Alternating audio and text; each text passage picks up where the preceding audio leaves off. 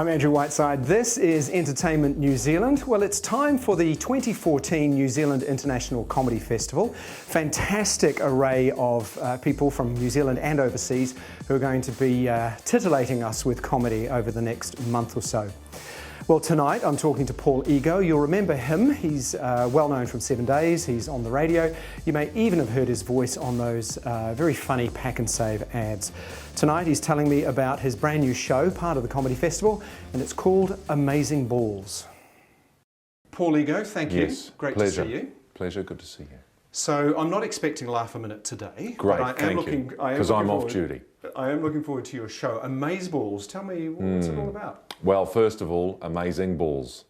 Amazing Balls. I've heard that about you. Is the show. So, and I can understand your confusion with the Amazeballs thing, and that's kind of how the name of the show came about. Is we were away on the 7 Days live tour last year, and we had a young sound man, sort of, I guess, 20, so to me that's young. And the sound was sounding particularly good this night, so I called up to him in the voice booth and I said, "Thanks mate, that sounds amazing balls." Just making a bit of a joke. And he immediately corrected me and went, "No, it's Amazeballs." And so I just played along and went, "Thank you so much," because that could have been embarrassing. And it just got me laughing for the rest of the day, this thing about this 47-year-old who doesn't quite get the lingo quite right. And I thought that's a really good name for a show, so I called it Amazing Balls. The other thing I like saying is chillaxative is another one that can annoy young people. You know. Friend of mine came up with the word hiddie beast. Hiddie beast is good. Something. Yeah, because beast in itself is quite hideous, so I imagine a hiddie beast is even your next level. And there was a word I came up ages ago, which was exhaustipated. Exhaustipated is so, nice. you know, feel free to use it, you know. Yeah, knackerised is good. Knackerised is quite good. So I'm getting a sense of what kind of show it's going to be. Yes, just a lot of interaction with the audience, making up new words. Yeah, and, and the usual innuendo, that kind of thing. Absolutely, yes. We'll make up a lot of new kind of... It'll be like a really profane thesaurus. I think if we can have that by the end of the gig, it'd be great.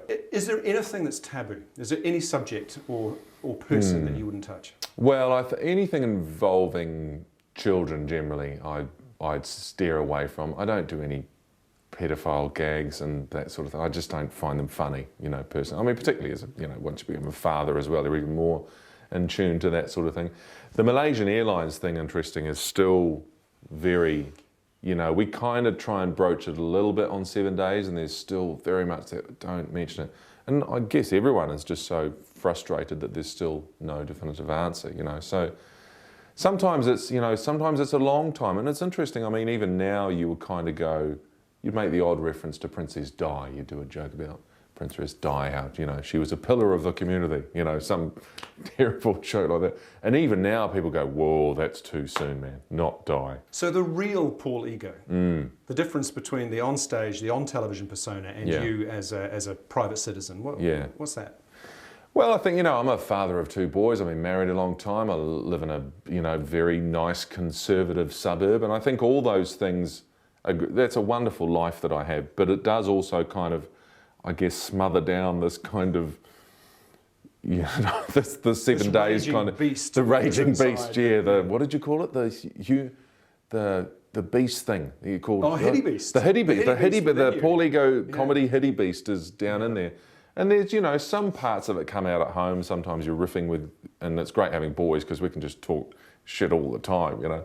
And, you know, some of that comes out at home, but 7 Days and the live stuff definitely gets me an outlet to go out and just blah. So that when I'm home, I'm generally quite normal, and I've got it out of my system, which is quite good. If I wasn't doing stand-up, I would be a nightmare, I'm sure, to live with.